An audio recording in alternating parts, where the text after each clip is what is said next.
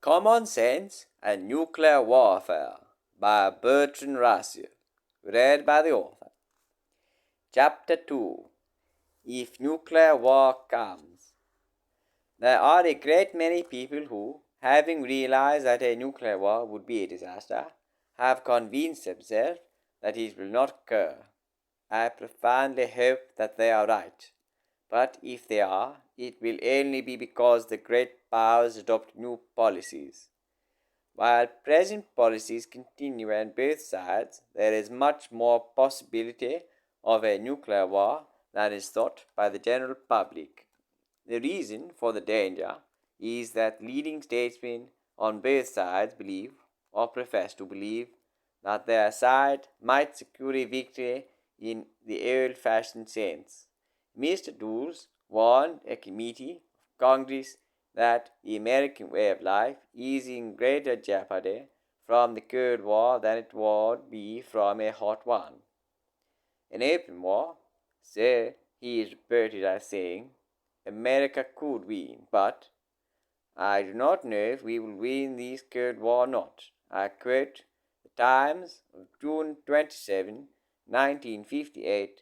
Mr. Khrushchev, on the other hand, in a letter to me, said, However much our opponents may slander us, the socialist countries will not disappear because of that, and communism, the most progressive and humanist teaching, will not cease to exist.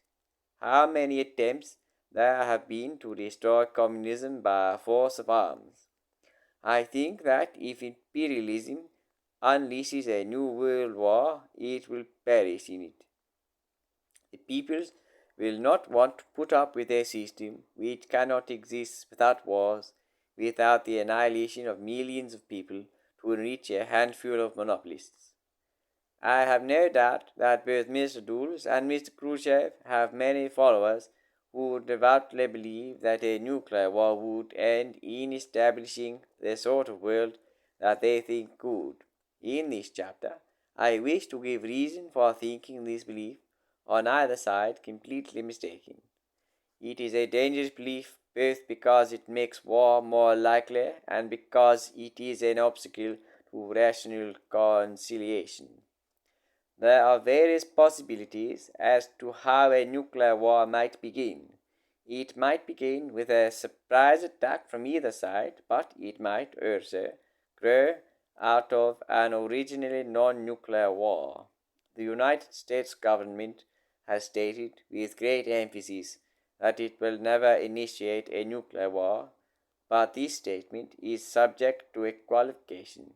Both Britain and the United States have said that if Russia makes a non-nuclear attack upon any NATO country, the West will retaliate with nuclear weapons. It would seem to follow that Russia would have no motive for initially abstaining from nuclear weapons, and that any war between East and West would almost certainly be nuclear from the first.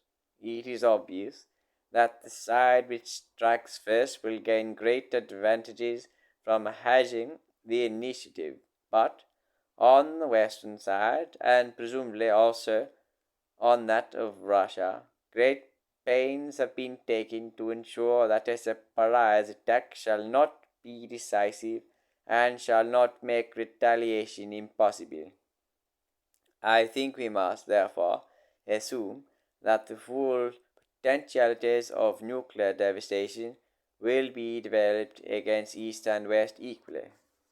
How complete the devastation would be is a matter of controversy. Some optimists, who are afraid that their side may shirk the battle, maintain that not more than 30% of mankind would perish, and such a loss they regard with equanimity. But I think the pronouncements of those who have said this skill and the opportunity to make reasonable estimates lead to a very much more pessimistic conclusion. It must, however, be emphasized that there can be no certainty in this matter until the event. Let us begin by a statement by General Garvin, who was, at the time that he made the statement, Chief of Army Research and Development in the United States. He was giving testimony before the Symington Senate Committee. He was asked, if we got into a nuclear war and our strategic air force made an assault in force against Russia with nuclear weapons so that the weapons exploded in a way where the prevailing winds would carry them southeast over Russia, what would be the effect in the way of death? General Gavin replied, current planning estimates run on the order of several 100 million deaths. That would be either way, depending on which way the wind blew. If the wind blew to the southeast, they would be mostly in the USSR, although they would expand into the Japanese and perhaps down into the Philippine area. If the wind blew the other way, they would extend well back into Western Europe. This answer was disliked by the authorities, though they did not question its accuracy. There is every reason to believe that he was expressing the opinions of the United States authorities, although they did not wish these opinions to be published at that moment. More authoritative than General Gavin's statement is an estimate of probable casualties in the United States made by the Federal Civil Defense Administration. Presumably, similar estimates have been made and been similarly accepted in Russia. This statement considers what would be likely to happen if nuclear weapons having a combined yield 2,500 megatons were dropped on the United States. Taking the population as that of 1950, namely 151 million, they estimate that on the first day 36 million would be dead and 57 million injured, and that by the sixth day there would be 72 million dead and 21 million injured, leaving 58 million uninjured. Mr. Doole's own government made this estimate, and we must therefore suppose that he would regard such an outcome as constituting a victory, providing the number of Russian dead were even larger. The above figures, being based on the population of 1950, must all be increased in the same proportion to be applicable to the present increased population. The bare figures, however, fail to give a picture of what the state of affairs would be. In the first place, many of those listed as uninjured would inevitably suffer from fallout in moving from place to place. In the second place, there could be no more adequate medical care of the injured, since most medical supplies on hospitals would be destroyed and a very large number of medical men and nurses would be dead. In the third place, since communications and water supplies would almost certainly be disrupted, it would be almost impossible to feed the surviving populations of large cities. In the fourth place, since drains and sewers would be largely destroyed, there would be probably severe epidemics. Furthermore, it is impossible to be sure that in such an appalling situation any kind of social cohesion would survive.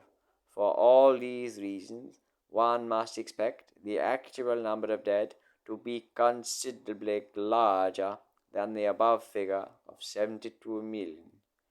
All the disasters that we have been considering are to result from one single day's bombing, and there is every reason to expect that, in the course of a nuclear war, there will be a number of such days. The National Planning Association's report, to which I alluded in my last chapter, goes on to point out that, in addition to the figure which the FCDA has been able to calculate for the radioactive deaths which might be expected within 2 months of the hostilities, there will be an undetermined number of further casualties during the following 50 years caused by genetic effects, tumor induction, and the like.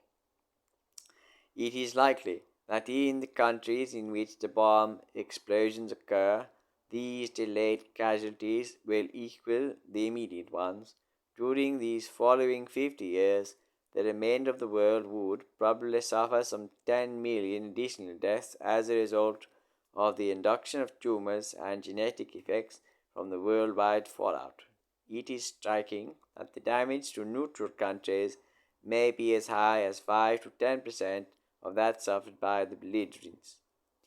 All this, there is every reason to believe, would result from one day's bombing of the United States by the Soviet Union. Other days would increase the casualties in the United States.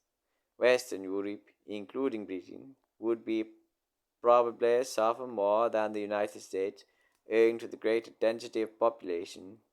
The survivors, starving, debilitated, and incapable of giving birth to healthy children, would, I suppose, be expected to find consolation in the equal plight of the Russians. Do Mr. Dulles and Mr. Khrushchev know of this? And do they consider that it would constitute victory? Or have they not taken the trouble to acquaint themselves with the probable consequences? The amount of damage that will ultimately be caused to the survivors by fallout is quite impossible to estimate, although the damage from fallout will, at first, be much greater in the neighborhood of the places where bombs are dropped. It will, after a time, be distributed fairly evenly throughout the world.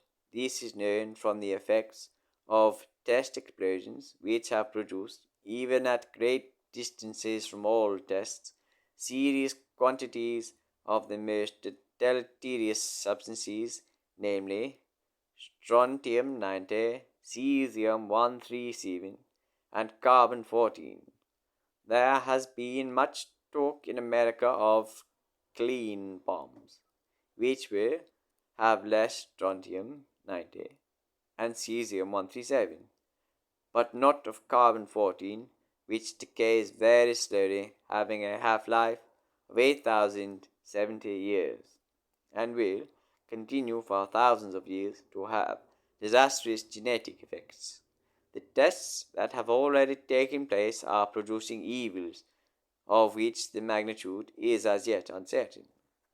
Dr. Pauling, No More War, page 75, estimates that if tests continue at the present rate, each year of testing will cause the birth of 230,000 seriously defective children and 420,000 embryonic and neonatal deaths.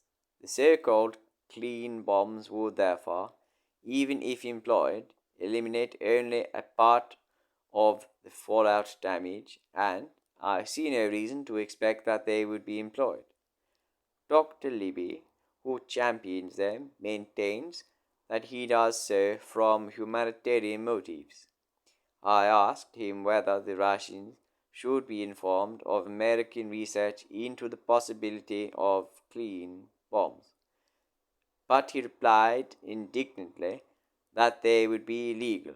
It would seem to follow that the humanitarian feelings which he has towards Russians do not extend to his compatriots. This, of course, cannot be the case, and, in fact, the talk of clean bombs has little substance.